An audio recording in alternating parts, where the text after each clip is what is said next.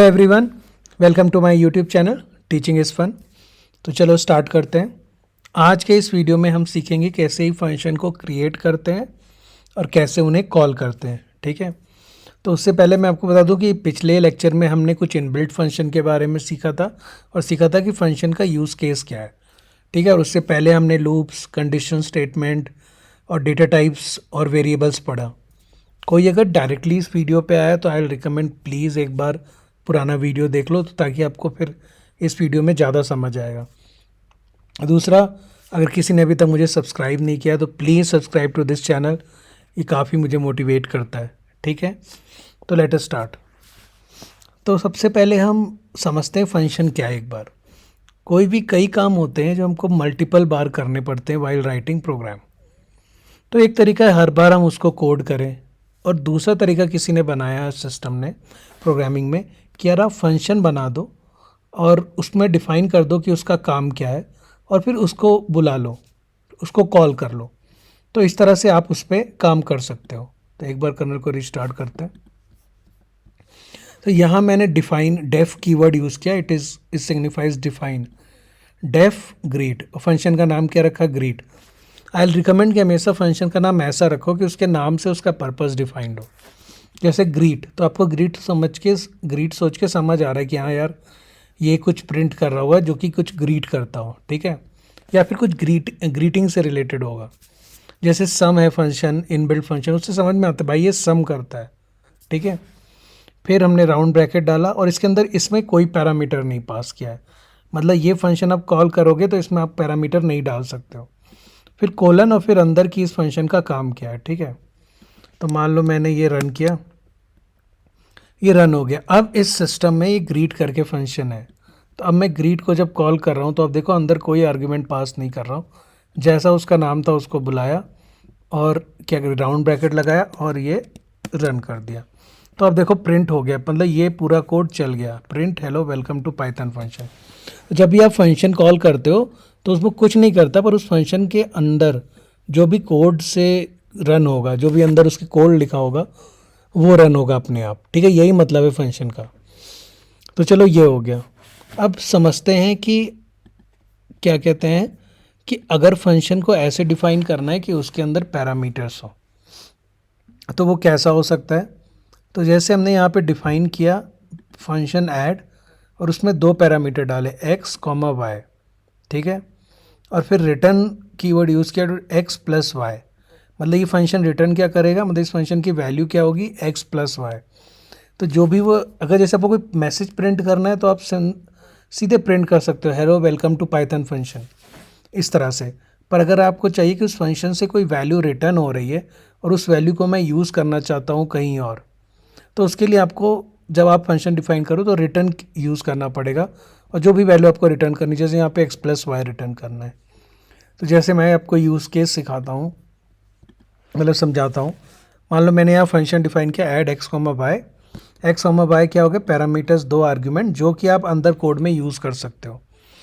और ये चीज़ सिर्फ फंक्शन के अंदर ही हो सकती है, इसके बाहर इसका कोई वर्चस्व नहीं है, मतलब इसका कोई मतलब नहीं है। जैसे मान लो ये डिफाइन किया आपने ऐड x कॉमा वाई और रन कर दिया। अब आप यहाँ पे यहीं पे फंक्शन को कॉल कर लो ऐड 3,4। तो ये आपको क्या वैल्यू देगा, रिटर्न क्या करना है, x प्लस वाई 7। ठीक है, तो आपके हिसाब से देखो x की वैल्यू क्या है, जो पहला वाला है 3, और y की वैल्यू क्या है 4। ठीक है, अगर इसको और पुख्ते से जानना है तो यहाँ 2 इंटू एक्स कर देते हैं। हाँ, तो देखो 2 इंटू 3 6 प्लस 4 10। तो x आपका पहला हो गया 3 और y हो गया 4। अब आपको लग रहा है कि x और y की वैल्यू 3 और 4 है, तो एक काम करते देखते हैं, यहाँ पे x लिखते हैं और रन करते हैं। Name x is not defined, क्यों, क्योंकि आपने जो x डिफाइन किया है वो इस फंक्शन के अंदर डिफाइन किया है। तो अगर आपको x यूज़ करना है तो आप इस फंक्शन के अंदर यूज़ कर सकते हो। जैसे यहाँ पे आप प्रिंट x कर सकते हो, तो अब देखो वो प्रिंट x होगा डिफाइन। अच्छा, पहले ही रिटर्न हो गया ना, सॉरी यार, वेरी सॉरी, क्योंकि रिटर्न जैसे ही होगा वो फिर आगे वाली लाइन को रन नहीं करेगा। तो यहाँ पे रिटर्न किया, हाँ, तो देखो उसने x को यहाँ पे 3 रिटर्न प्रिंट किया, फिर रिटर्न किया 2x प्लस वाई जो कि 10 है। और आप अगर दोबारा यहाँ पे x को रन करोगे तो वो बोलेगा name x is not defined. तो इसीलिए इस x को सॉर्ट ऑफ कहते हैं लोकल वेरिएबल। लोकल मतलब कि इस फंक्शन के अंदर ही इसका वर्चस्व है, मतलब इस फंक्शन के अंदर ही इसको लोग पहचानते हैं, बाहर इसको कोई नहीं पहचानता। ठीक है, तो हमने क्या क्या समझा? एक समझा कि किसी फंक्शन का पर्पस क्या है उसको बनाने का। तो अगर कोई भी काम आपको रिपीटेडली करना है तो यार आप फंक्शन बना लो। उसको बनाने के लिए आपको कीवर्ड यूज़ करना है डेफ, फिर फंक्शन का नाम, फिर राउंड ब्रैकेट। फिर आप सोचो क्या इसके अंदर किसी आर्ग्यूमेंट की ज़रूरत होगी, अगर होगी तो आर्ग्यूमेंट पास कर दो, नहीं तो फिर उसके अंदर कोड लिख दो जो भी ऑपरेशन उसमें आप परफॉर्म करना चाहते हो। फिर फंक्शन आपको कॉल करना है तो सिंपल, जैसे आप अपने दोस्त को कॉल करते हो तो उसको उसके नाम से कॉल करो, ग्रीट। और उसके अंदर अगर कुछ आर्ग्यूमेंट है आपको देने हैं, अगर आपने फंक्शन में दे रखे हैं तो दो, नहीं तो देने की ज़रूरत नहीं है। सेकंड हमने क्या सीखा? Local variable. लोकल वेरिएबल क्या है? जैसे ये एक्स हमारा लोकल वेरिएबल है, क्यों? क्योंकि इसको सिर्फ बंदा उस फंक्शन के अंदर ही इसको लोग जानते हैं, बाहर इसको कोई नहीं पहचानता। तो ये होता नहीं है कि आपकी कॉलोनी में भी कुछ लोग होते हैं जो आपको लगता है बहुत फेमस है, पर वो सिर्फ उस कॉलोनी में है, बाकी दुनिया में या फिर बाकी दूसरी कॉलोनी में उन्हें कोई नहीं जानता। तो ये फंक्शन भी उस कॉलोनी की तरह है। एक्स और वाई वहाँ के बिल्कुल शेयर हैं, लोग उनको जान रहे हैं, उनको यूज़ कर रहे हैं, उनसे काम निकलवा रहे हैं, वो काम कर रहे हैं, पर बाहर उन दुनिया को एक्स और वाई को कोई नहीं जानता। ठीक है, अब आप देखो इसमें मैंने 2 आर्ग्यूमेंट पास किए हैं। ठीक है, तो इसमें मैं 2 ही आर्ग्यूमेंट पास कर सकता हूँ। जैसे हो गया 3,4, अगर मैं यहाँ 7 लिख दूँ तो वो एरर छोड़ देगा। क्यों? क्योंकि वो कह रहा है ऐड टेक्स 2 पोजिशनल आर्ग्यूमेंट, मतलब वो 2 आर्ग्यूमेंट ले रहा था पर हमने 3 दे दिए। और यहीं अगर आप एक कम भी दे दोगे तब भी वो एरर दे देगा कि 2 आर्ग्यूमेंट थे पर एक मिसिंग है। ठीक है, तो आपको 2 देना पड़ेगा। अब देखो आप कैसे, मान लो आपको 3 और 4 को ऐड करना है और फिर ऐड करना है आपको जो रिज़ल्ट आए इससे 7 और 8 में। तो देखो आपको बार बार नहीं लिखना पड़ रहा है 2x plus y 2x plus y. आपने फंक्शन बुलाया, उसके आर्ग्यूमेंट डाल दिया, फिर फंक्शन बुलाया, उसमें आर्ग्यूमेंट डाल दिया और फिर इसको प्लस कर दिया, तो देखो वो आउटपुट आ गया। ठीक है, 32। तो ये हो गया आपका फंक्शंस विद पैरामीटर कैसे डिफाइन करते हैं और कैसे कॉल करना है। अब सिर्फ और एक्स और वाई तो नंबर्स हो गए, आप चाहो तो स्ट्रिंग भी दे सकते हो। जैसे मैंने यहाँ पे ग्रीट में, पिछली बार देखो ग्रीट में किसी का वो नाम नहीं ले रहा था, इस बार ग्रीट में मैंने उसको स्ट्रिंग दी, पैरामीटर दिया एक नेम जो वो इनपुट लेगा और यहाँ पे वो प्रिंट भी करेगा उस बंदे का नाम।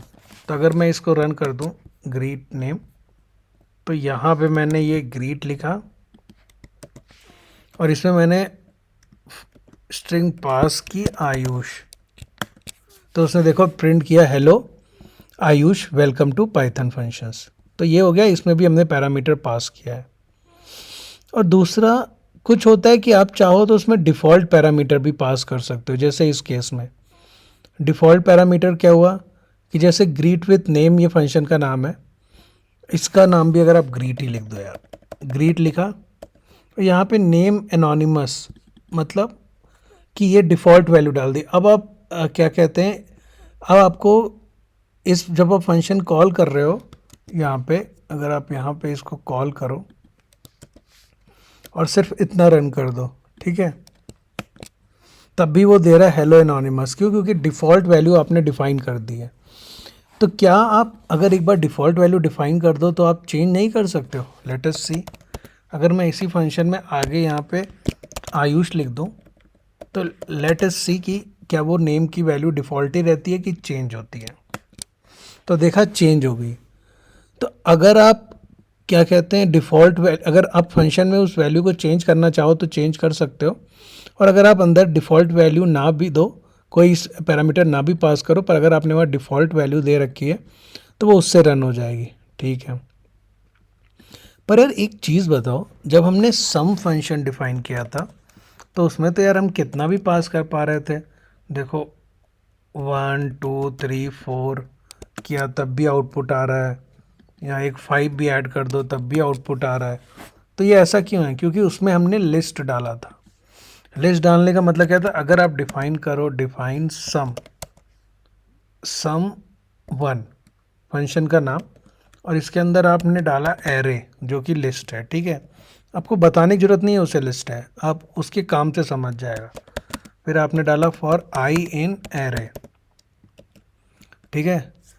For i in array sum is equals to sum plus i, यहाँ पे आप सम डिक्लेयर कर दो, सम इक्वल्स टू 0, ठीक है। या नाम थोड़ा बदल देते हैं, सम इक्वल्स टू, वो जब एसयूएम डाल रहे हैं तो वो कंफ्यूज हो जा रहा है कि फंक्शन है कि क्या है। और फिर रिटर्न कर दिया हमने सम की वैल्यू, ठीक है। अब ये हम रन करते हैं, ये रन हो गया। अब यहाँ पे हम इस फंक्शन को बुलाते हैं और सम की जगह लिखते हैं सम1, तो देखो 15 आ गया। तो हमने एक सम1 फंक्शन डिफाइन किया जिसमें हम एरे आउटपुट डाल रहे हैं, वो खुद समझ जा रहा है ये लिस्ट है क्योंकि उस पर फॉर लूप चल रहा है, ठीक है।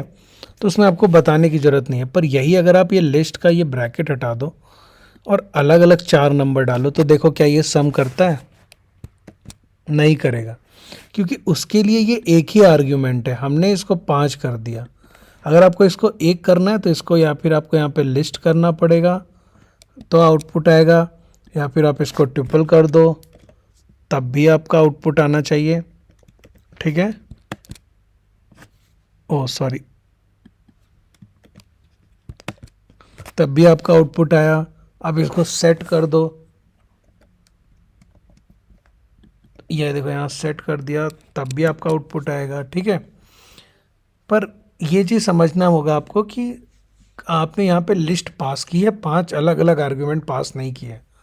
जैसे यहाँ पे आपने 2 अलग अलग आर्गुमेंट पास किए थे, तो अगर आप इस ऐड में सिर्फ लिस्ट भी डाल दो, जैसे आप इसको रीड करो और अगर आप यहाँ पे ऐड में लिस्ट डाल दो 1,3,4 डाल रहे हो, ठीक है, तो वो एरर दे देगा, ठीक है, क्योंकि उसके लिए ये 2 आर्गुमेंट है पर आपने एक ही आर्गुमेंट पास किया है, ठीक है। तो चलो ये हो गया। अब हम समझते हैं कि मान लो यार हमें आर्गुमेंट पता ही नहीं कितने हैं और हमको ये नहीं पता लिस्ट होगा कि ट्यूपल होगा, तो इसीलिए हम मल्टीपल आर्गुमेंट रखना चाहते हैं। तो जैसे मैंने यहाँ दिया है कि वो मल्टीप्लाई करे जितने भी, तो जब भी आपको मल्टीपल आर्गुमेंट देना है तो एस्ट्रिक और नाम लिख दो, ARGS या कुछ भी। फिर जैसे यहाँ पे उसने मल्टीप्लाई किया है तो अगर आप इसको रन कर दो और फिर आप मल्टीप्लाई फंक्शन को कॉल करो तो इसमें आपको नंबर ऑफ़ आर्गुमेंट डिफाइन करने की ज़रूरत नहीं है। 1 2 3 किया तो वो 6 दे देगा, ठीक है। अब मान लो आप इसको लिस्ट की तरह पास करो तो देखते क्या होता है। इसने इसको 1 2 3 क्यों किया, सोचो आप,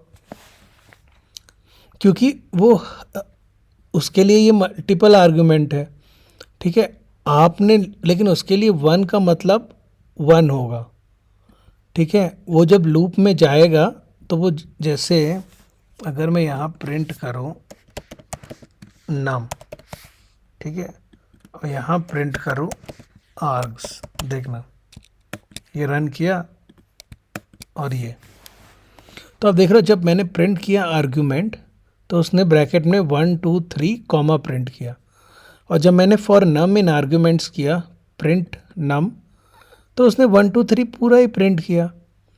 फिर result is equal to result into num में गया और वो रिटर्न कर दिया रिज़ल्ट, और रिज़ल्ट क्या हुआ, सिर्फ 1 2 3। क्यों? क्योंकि अगर आप इस लिस्ट को 1 2 3 लिस्ट को इंटू 1 करो तो देखो 1 2 3 आएगा, इंटू 2 करोगे तो क्या होगा, डुप्लीकेट हो जाएंगी। समझ रहे हो? ये क्वेश्चन इसलिए इम्पॉर्टेंट है क्योंकि ये एक बार मेरे से इंटरव्यू में भी पूछा था किसी ने, ठीक है, कि ये लिस्ट उसने इस तरह से दे रखी थी और उसने मुझसे पूछा था कि क्या आउटपुट होगा इसका। तो एक बार फिर से देखते हैं, ये इम्पॉर्टेंट है कि जब आपको ये नहीं क्लियर है कि कितने आर्ग्यूमेंट देने हैं तो आप एस्ट्रिक और जो भी आप उसका पैरामीटर का नाम रखना चाहते हो डॉट बेटर ARGS रख दो। फिर आपने यहाँ पे उस पर जो भी ऑपरेशन करना था किया, तो उस फंक्शन के अंदर आप कुछ भी कॉल कर सकते हो। बस ये ध्यान रहे कि अगर ये उसके लिए 1 2 3 अलग अलग नहीं, एक ही है, लिस्ट की तरह जा रहा है, तो उसको वो यूज़ भी उसी तरीके से करेगा। ठीक है, अगर आप यही लिस्ट हटा दो तो इनको अलग अलग 3 आर्ग्यूमेंट मानेगा और आपको मल्टीप्लाई करके रिजल्ट दे देगा, जो कि आपके आया 6। ठीक है, तो ये हो गया आपका जब मल्टीपल पैरामीटर्स आया आर्गुमेंट आपको पास करने उसमें। अब कभी कभी होता है कि आपको रिटर्न जो करना है वो मल्टीपल चीज़ें करनी है, तो वो कैसे करते हैं? सिंपल है यार, कि आपने यार डिफाइन किया फंक्शन स्क्वायर एंड क्यूब, और मान लो आपको 2 आर्ग्यूमेंट हो गए, नम और num2। नम का आप स्क्वायर ले लो और num2 का क्यूब ले रहे हो, और ये आपने दोनों रिटर्न किया है। ठीक है, तो अब सिंपल आपने डाला स्क्वायर एंड क्यूब, आप चाह रहे हो 2 का स्क्वायर निकले और 3 का क्यूब निकले। सॉरी, इसको रन करने दो। तो ये आ गया 4 और 27। पहले वाले का स्क्वायर आया और दूसरे वाले का क्यूब आया, मतलब 2 का स्क्वायर और 3 का क्यूब। तो आप मल्टीपल वैल्यूज़ भी रिटर्न कर सकते हो, सिर्फ एक ऐसा नहीं है कि एक। ये इसलिए इंपॉर्टेंट है क्योंकि कुछ प्रोग्रामिंग लैंग्वेज में आप सिर्फ एक बार में एक ही वैल्यू रिटर्न कर सकते हो, पर पाइथन में हमें ये फ्लेक्सिबिलिटी है। किस लिए? ट्यूपल की वजह से, कि आप देख रहे हो ट्यूपल में आप इस तरह से इसको लिख सकते हो, ये ट्यूपल ही तो है। जैसे अगर आप यहाँ पे z equals to square and cube करो, अरे रन किया इसको, z equal to square and cube, अरे इसका हो गया, sorry, z equal to square and cube किया और आप टाइप देखो z का, तो ट्यूपल आया। ठीक है, और z की वैल्यू क्या है? वही जो हमने देखी थी 4,27। तो ये हो गया आपका फंक्शन। तो यहाँ हमने बहुत इम्पॉर्टेंट चीज़ें समझ ली हैं कि कोई भी कितनी तरीके के फंक्शंस आप बना सकते हो, कोई भी फंक्शन को क्रिएट कैसे करना है, और कोई भी किसी भी फंक्शन को कॉल कैसे करना है। दो हमने इसका एप्लीकेशन बहुत अभी सिंपल देखा है, आगे के लेक्चर में हम थोड़ा इसका मतलब थोड़ा बड़ा एक प्रोग्राम सोचेंगे और फिर उसको पूरा इम्प्लीमेंट करेंगे। ठीक है, तो देखेंगे उसमें फंक्शन कितना इंपॉर्टेंट होता है। जैसे अगले वाले वीडियोस में हम एक कैलकुलेटर बनाएंगे जिसमें हम एडिशन, मल्टीप्लिकेशन, डिवीजन का ऑपरेशन परफॉर्म करेंगे। ठीक है, सिंपल सा कैलकुलेटर होगा, कोई हाईफाई नहीं, और उसमें देखेंगे कैसे फंक्शन यूज़ हो रहा है, कंडीशनल स्टेटमेंट यूज़ हो रहे हैं, ठीक है, लूप कैसे यूज़ हो रहा है, वो सारा देखेंगे। तो उससे आपको आइडिया लगेगा कि फंक्शन का मेन पर्पस क्या हो सकता है। ठीक है, होप ये आपको वीडियो समझ आया हो। और अभी भी मैं फिर से कह रहा हूँ, अगर किसी को कभी कुछ चीज़ें नहीं समझ में आ रही है तो एक तो आप डायरेक्टली कमेंट सेक्शन में पूछ सकते हो, कोई दिक्कत नहीं है। और अगर आपको नहीं पूछा जा रहा है, बस थोड़ा पेशेंस रखो, साथ चलो प्रोसेस में पूरा, आप देखोगे धीरे धीरे वो चीज़ें आपको क्लियर होती जाएंगी। ठीक है, पहली बार जो कोई भी चीज़ आती है तो दिक्कत होती है, वो ऑब्वियस है। ठीक है, thank you, bye, take care.